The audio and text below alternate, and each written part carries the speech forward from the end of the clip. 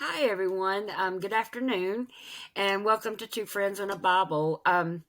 There's a lot going on in this crazy world of ours, so we thought we'd stop by and give you an update. Today is January 25th, 2023, and with that said, we'll get started. First of all, we are not doing this to cause fear. Jesus tells us not to fear, especially when these things happen and we put our trust in Him. We do need to be smart as well, which is why we are giving this information. Many reliable sources have stated that number 46's administration has agreed to send many MIA-2 Abram tanks to Ukraine. Apparently, the U.S. has a few thousand of these, so we are not sure what many entails exactly. Wikipedia states the M1 Abrams entered service in 1980 and currently serves as the main battle tank of the United States Army and formerly in the Marine Corps. The export version is used by the armies of Egypt, Kuwait, Saudi Arabia, Australia, and Iraq, and the Abrams were first used in combat in the Persian Gulf War and has seen combat in both the war in Afghanistan and the Iraq War under U.S. service. The MIA-2 Abrams is known to be one of the best tanks in the world. However, it's equivalent to the Abrams. And Barbie, can you keep up with our update for me? Yes. Originally, Germany had stated that they were not going to send their Leopard 2 tanks to the Ukraine unless the United States sent the Abram tanks. It's now being reported that Germany is planning to send their Leopard tanks as well. At this time that we put this information together, it was not reported on how many. In addition, NATO allies will be allowed to send their Leopard tanks to the Ukraine as well.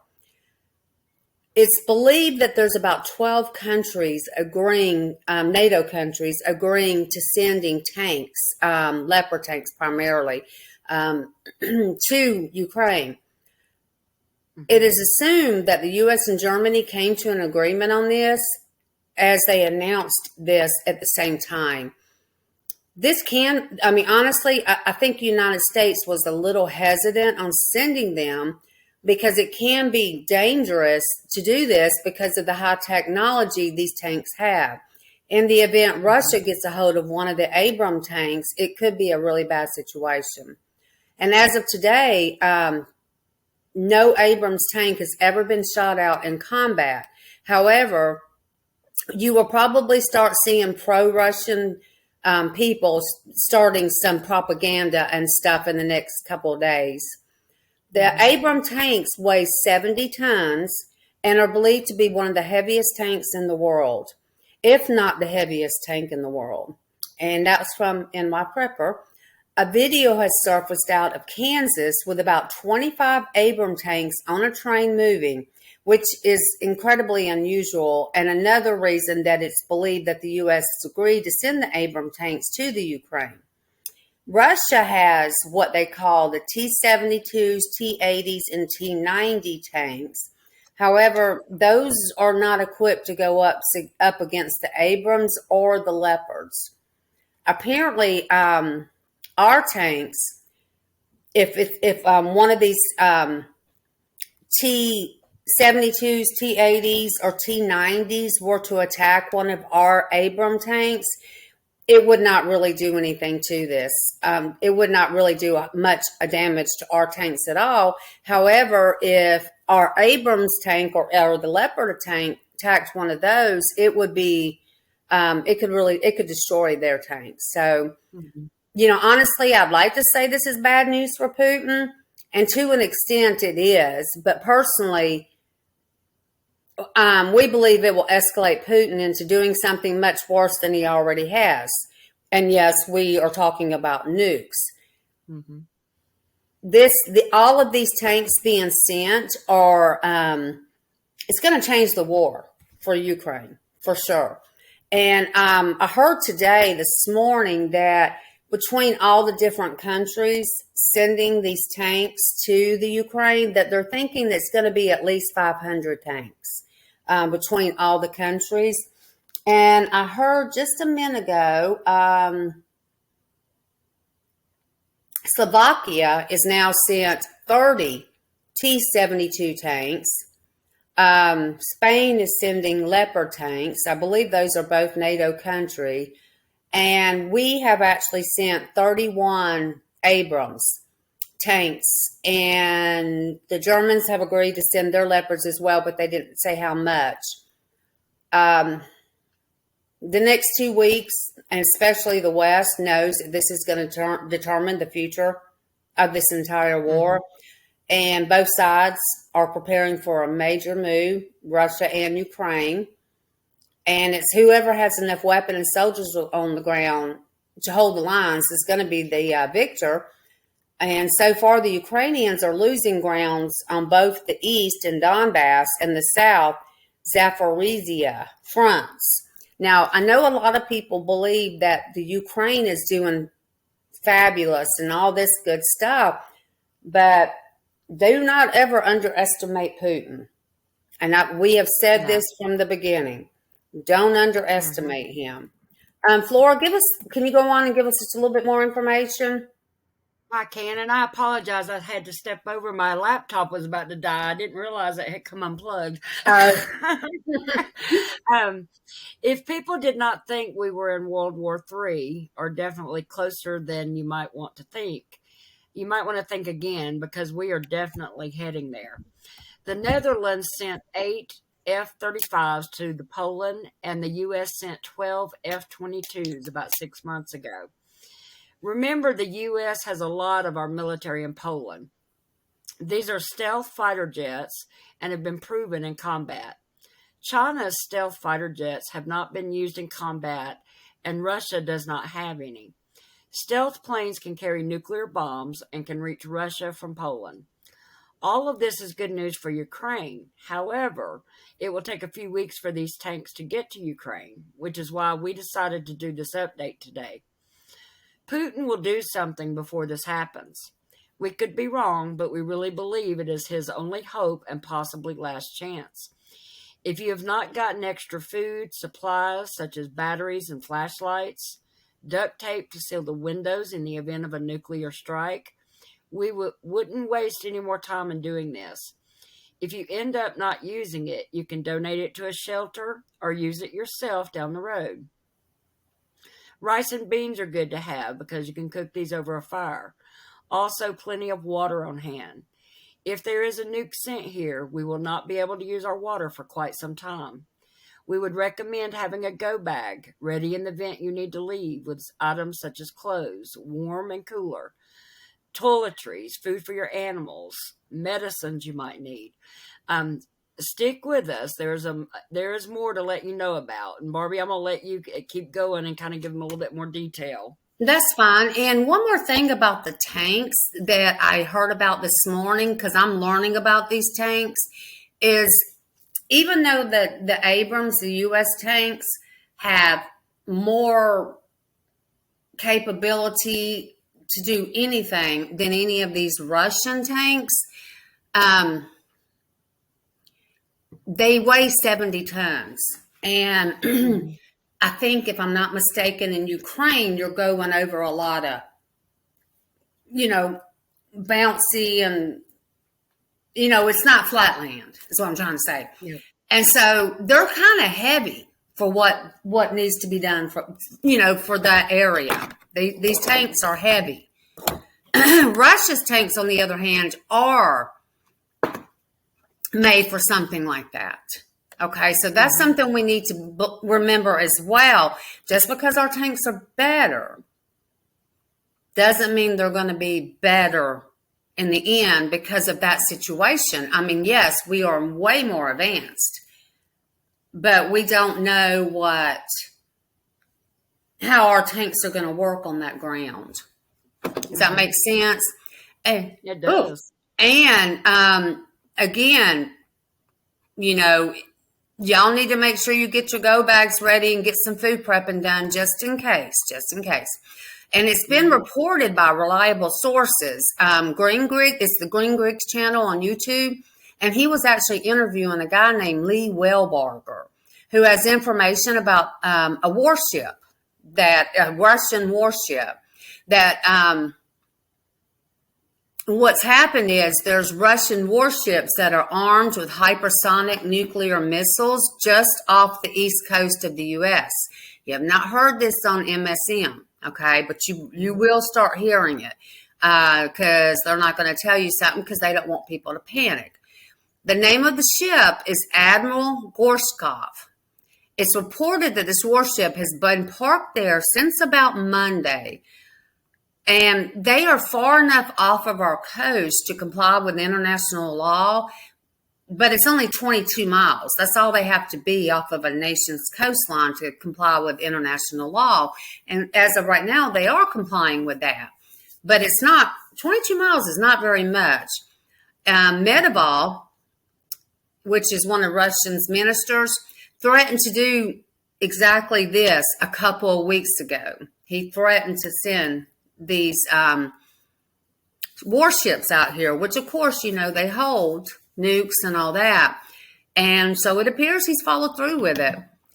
And in addition to the warship that's off of the East Coast, they've also reported a Russian warship 24 miles off of the coast of Hawaii. And again, international law states any warship must be at least 22 miles off of a nation's coastline. So Russia is following the laws on this, but it's still not good. It's believed Russia's intelligence is collecting some kind of data or some type of recon mission. The MSM, again, is reporting about Hawaii, but they're not reporting about the East Coast yet, but I suspect they will. Russia's foreign minister, Sergei Lavrov, Lavrov, has stated, and he just did this a couple days ago, that up until this point, it's been considered a hybrid war, which allows for nuclear powers to fight with one another. Once two nuclear powers go into war against each other, the risk of nuclear attack level is great. Dmitry Medvedev, Russia's second in command, has stated that this is now a real war. No more cyber or knocking out grids. War News 24/7, which is very reliable, stated that intensive war preparations are taking place in the capital of Russia, which is Moscow. Many people are not aware of this, again, because MSM is not reporting. They don't want people to panic, and so they're not going to report until they have to. But don't put your head in the sand, and make sure you pay attention, because now we have two warships surrounding us. And depending on how that's handled, if it's not handled right, then Putin's just going to send more. He's not happy with us right now, with the U.S. right now. He is not happy. He's not happy with how much we've sent to Ukraine, especially with them not being a NATO country. But he's not happy. And now that we've agreed to send the tanks, it's fixing to get ugly. And if it's going to take a couple of weeks for us to get those tanks there, then that leads me to believe, and I'm not a military person, I'm not a government, a politician, I'm not any of that. I'm just someone who watches stuff. And to me, in my opinion, my gut feeling would tell me that if it's going to be a couple weeks, 2 to 3 weeks to get those tanks over there, that he's going to do something prior to that. So, Flora, can you go on and just give a little bit more information that we got going? I can. And Barbie, I definitely agree. We definitely need to be paying attention. Mm-hmm. We do get this information from very reliable sources, and so far they have been right. Putin is expecting to speak in the next day or so, announcing that Moscow is officially declaring the start of the new patriotic war. Patriotic war is a term used typically by Russia.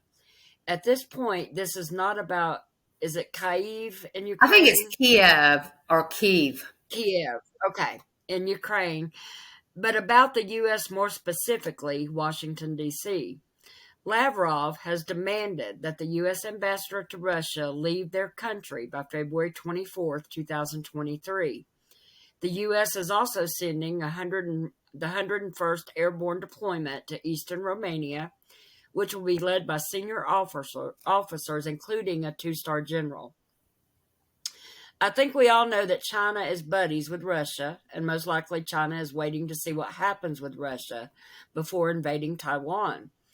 The largest concern is how many weapons, ammunition, etc. we have sent to Ukraine, and if China goes after Taiwan, number 46 has promised to help them as well, as he has promised to help Israel when it goes after Iran.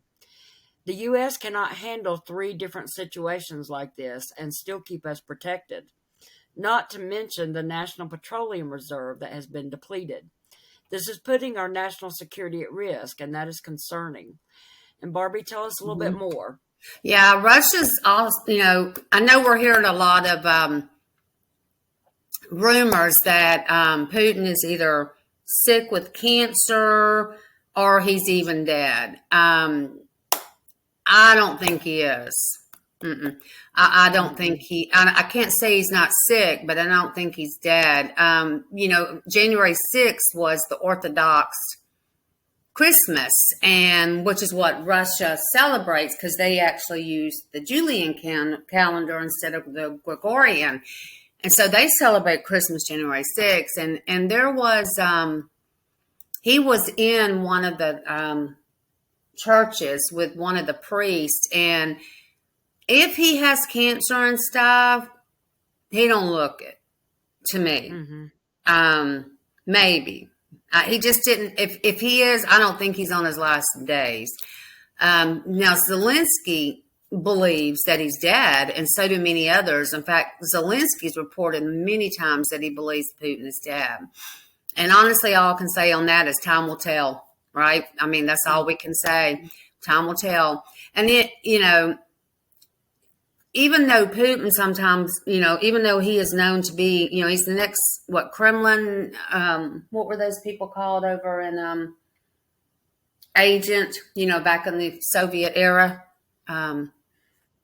Anyway, he was one of them agents, big dog. So, he's not scared to do anything, but he does sometimes have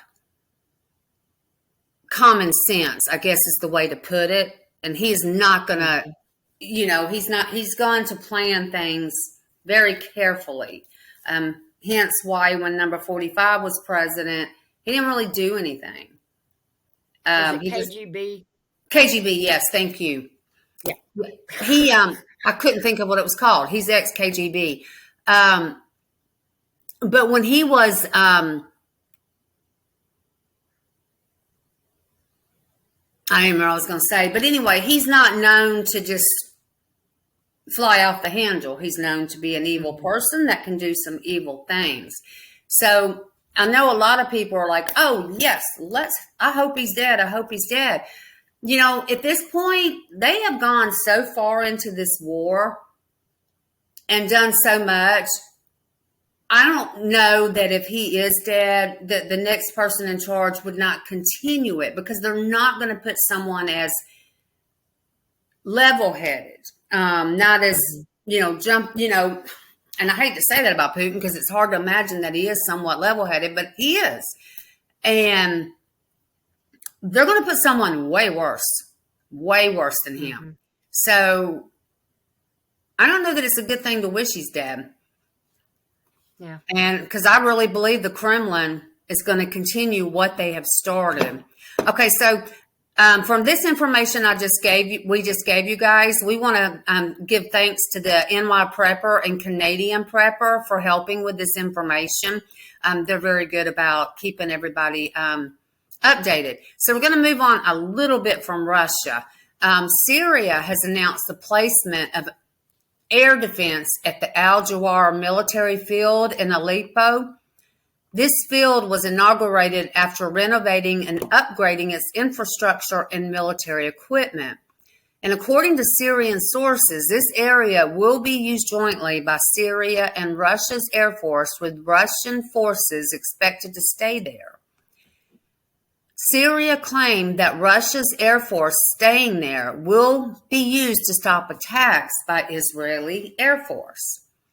Russia's presence at this base could present Israel with some big problems. It's going to be a lot harder for Israel to neutralize the air defense systems, because Israel's getting ready. Israel right now is having joint exercises with the U.S. and fighter jets, and in preparation of getting ready to go after Iran. And belief is that when Russia is making its move, Israel's going to make its move in Iran, because Russia and Iran are friends. And so if Putin is too involved trying to do whatever it is he's doing to Ukraine or to the U.S., because he might have set his sights on something different at this point, with the ships out here. We don't know. That's the thing about him. You can't predict what he's going to do. Mm-hmm. But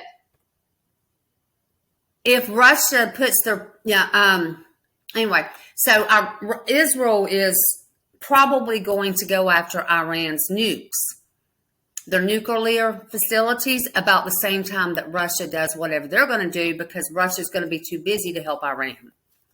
Yep. So does that make sense? And it's clear as day that Israel is in the process of planning a large attack against Iran.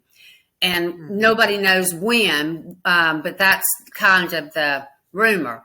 And Iran's cargo planes land in Moscow often, very often, with more military equipment, mainly UAVs and missiles, to help with destroying Ukraine. So by doing this in this field, Israel would have, that's kind of where a lot of the supply buildings house a lot of Iran's nukes things. And so if Russia's going to put their people on the ground, it's going to make it really hard for Israel and the U.S. to go after these nuke things, these nuke fields, these nuke houses, and not kill Russians. Mm-hmm. So you see where there's a problem going on with that. So yeah, that's kind of looking interesting. And I'm still confused because number 46 really wants to get back in that Iran nuclear deal. So I just can't understand why he's teaming up with Israel to destroy what they got. I'm kind of confused on that, but we'll figure it out. Okay, so there's a lot more that we could go over, but I think this is probably enough for now. We just wanted to make sure everyone was aware of what is going on.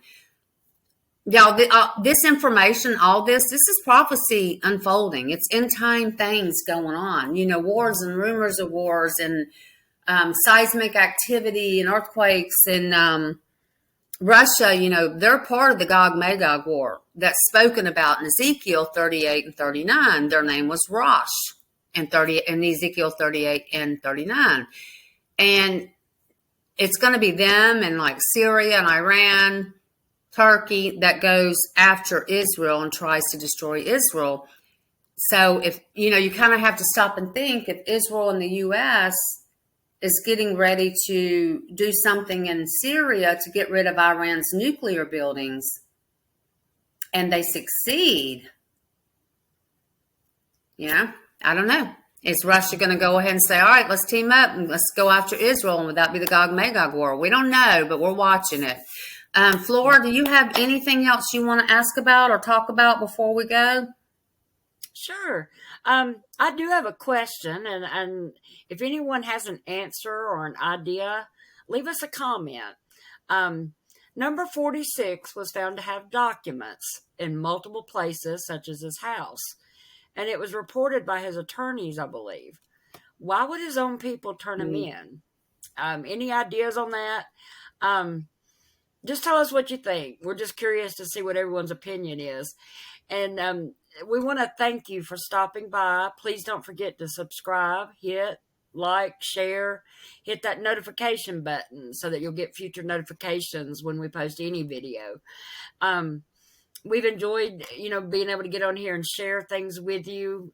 We all need to be much in prayer. And we will continue providing updates as things come, that we hear of new things. And like we've said a couple times already, there's nothing to fear if you have Jesus in your heart. We're going to be just fine. If you haven't accepted Jesus in your heart, though, and it's such an easy gift. Just ask him into your heart. Believe that he died on the cross for your sins and he rose again. And if you have questions, feel free to message me and Barbie. We'd love to talk to you and help you, okay? Y'all have a good one. Absolutely. Thank you for stopping in, and we'll see you Definitely. soon. And don't forget to just stock up on some stuff. The first thing that they would do is take out our grids. And Yep. we've already seen where we've had some grid issues, where they were shot out, was it North Carolina? And then there's some other things that have happened. It's one of the first things they're going to do. And then maybe our cell towers and our internet. And you need to be protected. And that doesn't mean live in fear. It just means be smart. Be smart. Don't get caught with your pants. One thing I'd like to add right there, Barbie, if you don't care, when that issue was going on with North Carolina, where I think it was 3 power grids that were shot at and were down, and they were out of power for quite a while. I saw this on the national news. I believe I might have seen it on one of the major news networks. It only takes 9 power grids in the entire United States to be down for the entire United States to be down. That's what they reported on the national news. That kind of shocked me. Yeah, because we have like 9. 55,000 grids or something like that, or 5,500, 55,000 grids, but it only takes 9 for the entire country to be without power. Yep. I thought that was interesting. And like I said, I heard that directly on national news when they were talking about North Carolina being down. So, it's something that could happen, not something to be scared of, but definitely if you're prepared, you're going to be in a lot better shape. So definitely, it's always good to have something to fall back on just in case. Bad weather, power grids. Yeah, exactly. Anything can happen. And, the thing is, too, is I know a lot of people are saying we need to pray that we can stop this. We need to pray that we can stop this. And I definitely believe, prayer absolutely works. God listens. But I just have a feeling things have already been set from Revelation, have already been set in place. And I believe that too. It doesn't mean if we pray for it and it still happens that it was because God doesn't answer prayers. He's answering prayers for us, through the rapture and through after the tribulation, living on this earth in the millennial and being in Jesus's presence all the time. And then later when we get the new earth and the new heaven and stuff, that's our answer right there. It's you can definitely pray for your family and your friends to seek salvation and to seek Christ. The signs are there, and it's never been like this before, ever. I mean, in the past, you would hear someone say, "Oh my God, the rapture's coming." Well, only 1 or maybe 2 prophecies might have gotten fulfilled. Prophecies are getting fulfilled almost every day now. The signs are definitely there, and it's not just one this year and one last year. It's all the time. Okay, so nothing to be scared of. He's given us signs. He's letting us know, and this situation. That tells you too I was going to say that tells you too what a loving God we have, because He doesn't want anyone to perish. He's given us signs. Everybody needs to kind of wake up and be aware of them. And I'm going to tell you this story real quick, and then we're going to let you go. But I was telling Flora about this earlier. I live in Georgia, and I live about 10, 20 minutes from where all those tornadoes hit. Was it almost be 2 weeks tomorrow? And I've had people say to me, it was so weird, Barbie, because I was just out minding my own business. I was coming home from work, or I had just left Walmart, or I had just left the grocery store, and all of a sudden cars are flipping over and roofs are getting torn off. And they were like, it just made me realize how easy it is to not know that it's your day.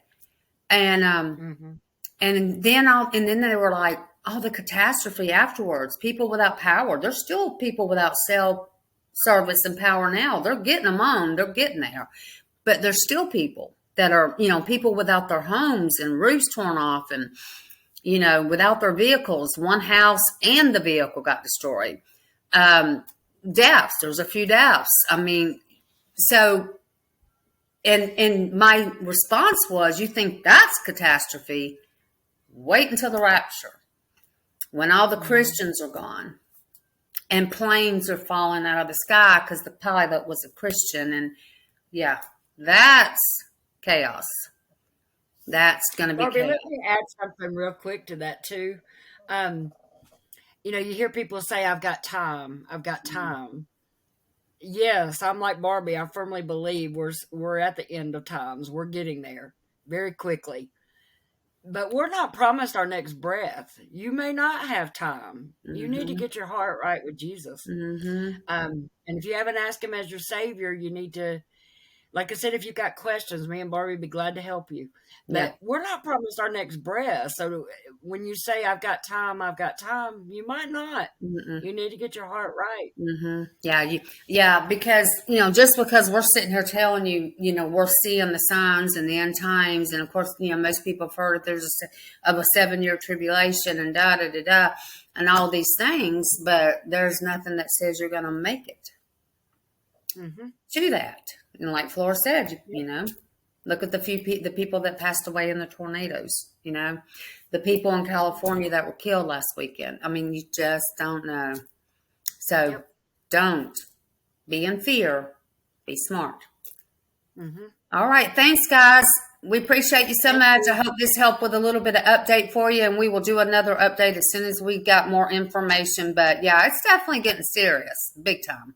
So watch, keep looking up. Redemption draweth nigh, and Maranatha, guys. Maranatha. Thank you.